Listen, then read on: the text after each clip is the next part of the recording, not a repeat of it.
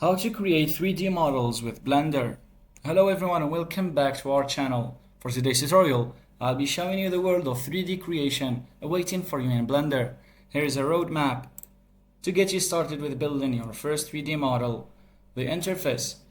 Launch Blender. The default layout might seem overwhelming, but don't worry. The main viewport is the center area. It displays your 3D scene. On the left side, you'll find the Object Properties panel for editing selected objects.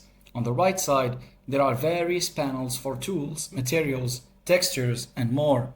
You can customize this layout to your preference by checking Blender's documentation for details.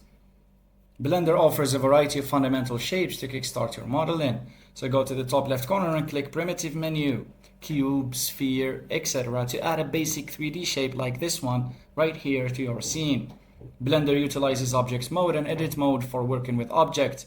Object Mode here, you can select, move, rotate and scale your entire object. And for the Edit Mode, this allows you to modify the object's mesh, which is the underlying structure of vertex, edges and faces. To enter Edit Mode, select your object and press Tab. Like this. And the shape of the color of the shape will change. For refining your model, there is proportional editing, allowing you to influence nearby vertices while heavily modifying a selected area in edit mode.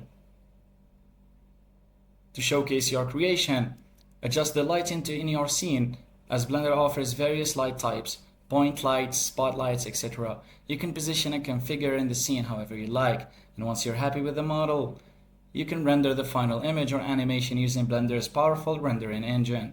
Thanks for watching everyone, and don't forget to subscribe.